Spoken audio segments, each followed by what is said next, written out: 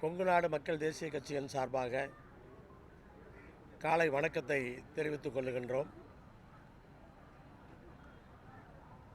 நானும் எங்கள் கட்சியினுடைய பொள்ளாச்சி சட்டமன்ற தொகுதி வேட்பாளருமாகிய நித்யானந்தமும் திராவிட முன்னேற்ற கழகத்தினுடைய தலைவரும் மதச்சார்பற்ற கூட்டணியின் தலைவருமான முதலமைச்சர் அவர்களை சந்தித்து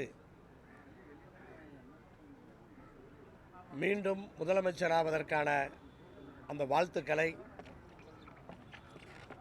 அட்வான்ஸாக இன்றைக்கு தெரிவித்திருக்கின்றோம். எங்கள் கூட்டணி வெற்றி பெறுவது உறுதி என்பதை களத்திலே நாங்கள் பார்த்துவிட்டு வந்திருக்கிறோம்.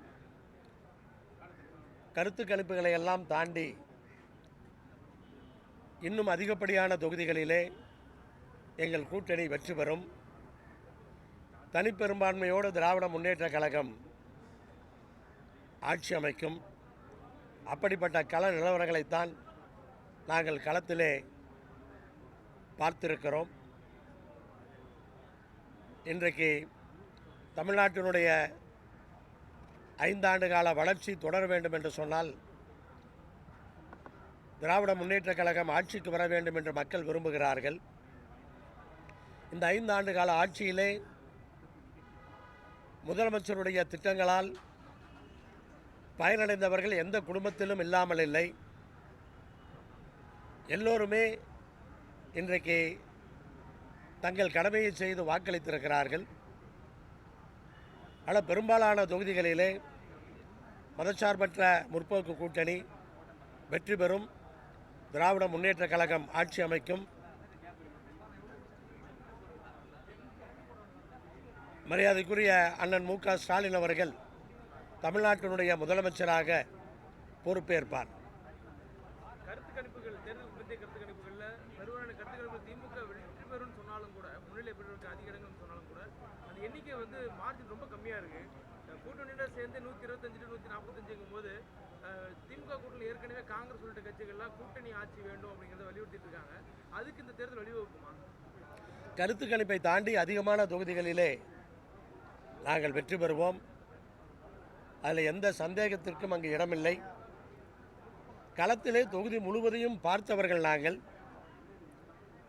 ஆனால் கருத்து கணிப்புகளை விட எங்களுடைய கணிப்புகள் சரியாக இருப்பதற்கு வாய்ப்பு இருக்கிறது.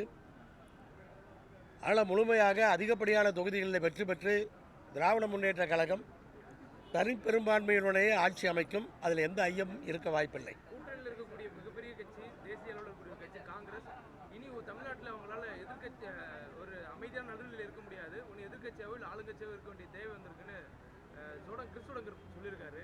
உங்கள் கூட்டணிக்குள்ள தொடக்கத்திலேருந்தே காங்கிரஸ் முரண்பட்ட கருத்து சொல்லிட்டு வருது. தேர்தலுக்கு பிந்தைய கருத்துக்களுக்கு பிறகும் கூட அந்த கருத்துக்கள் சொல்கிறாங்க. இது எப்படி இருக்கு? கூட்டணி பேச்சுவார்த்தை நேரத்திலே அவர் என்ன சொன்னார் என்பதை எல்லோருமே அறிவோம். ஆனால் கடைசியில் என்ன நடந்தது என்பதையும் எல்லோருமே அறிவோம். ஆனால் அவருடைய கருத்து என்பதை விட டெல்லியிலே காங்கிரஸ் கட்சியினுடைய தலைமையினுடைய கருத்துக்கள், தமிழ்நாட்டிலே அந்த கட்சியினுடைய தலைவராக இருக்கிறவருடைய கருத்துக்கள் முக்கியத்துவம் பெறுகிறது.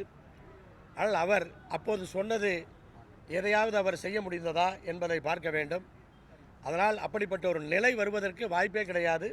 ஆனால் அவருடைய கருத்துக்கு முக்கியத்துவம் தர வேண்டிய அவசியமில்லை.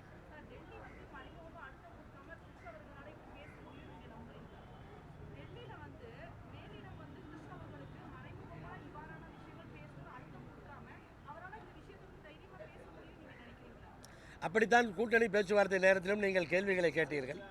அப்போதும் நாங்கள் சொன்னோம், கடைசியிலே டெல்லியில் இருக்கிற தலைவர்கள் எடுப்பதுதான் முடிவாக இருக்கும் என்று சொன்னோம். கடைசியிலே கூட்டணி எப்படி அமைந்தது என்று உங்களுக்கெல்லாம் தெரியும். ஆனால் அவரை பொறுத்தவரை அவர் தன் சொந்த கருத்தாக அதை சொல்லிக் கொண்டிருக்கிறார்.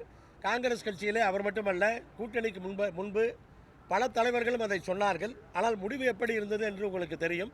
ஆனால் அவர் சொல்லுகின்ற கருத்துக்கு வலு சேர்க்கின்ற வகையிலே முடிவுகள் வருவதற்கு வாய்ப்பு கிடையாது. அதை பற்றி இப்போது பேசுவதிலே எந்த அர்த்தமும் இல்லை. விஜயுடைய வாக்கு வங்கிங்கிறது இந்த தேர்தலில் 20% வரைக்கும் இருக்கக்கூடிய வாய்ப்பு இருக்கிறதா தேர்தலை பிந்தைய கருத்து சொல்கிறாங்க. யாருக்கு சாதகம், யாருக்கு பாதகம்? திமுகவுக்கு, அதிமுக? வாக்குகள் இருக்கலாம். ஆனால் அதிமுகவினுடைய தலைமை பலவீனமாக இருக்கின்ற காரணத்தினால் அந்த வாக்குகள் தமிழக வெற்றிக் கழகத்திற்கு சென்றிருப்பதற்கு அந்த வாய்ப்பு இருக்கிறது. ஆனால் பாரதிய ஜனதா கட்சி சொல்லுவதை அதிமுகவுடைய பொதுச் செயலாளர் கேட்டு நடக்கிறார் என்பதெல்லாம் மக்கள் மத்தியிலே இன்றைக்கு சென்று சேர்ந்திருக்கிறது. அப்படி இருக்கிற சூழலில் அங்கே அந்த தலைமை பலவீனமாக இருக்கிற காரணத்தினால் அதிமுகவுடைய வாக்குகளை தமிழக வெற்றிக் கழகம் எடுத்திருப்பதற்கான அந்த வாய்ப்புகள் இருக்கிறது. அதேபோல் அதிமுகவிலேயே பிஜேபி கூட்டணியை விரும்பாதவர்கள் இருக்கிறார்கள். அவர்களெல்லாம் கூட தமிழக வெற்றிக் கழகத்திற்கு வாக்களித்திருக்க அந்த வாய்ப்பு இருக்கிறது. எங்களுடைய வாக்குகளை பொறுத்தவரை நாங்கள் தொடர் வெற்றி பெற்று கொண்டிருக்கிறோம். அதில் எந்த அவநம்பிக்கையும் யாருக்குமே கிடையாது. அப்படி நம்பிக்கையோடு எல்லோரும் இருக்கிறார்கள். அப்படி இருக்கும் பொழுது எங்களுடைய வாக்குகள் பிரிவதற்கு அந்த வாய்ப்புகள் ரொம்ப கம்மி. நன்றி.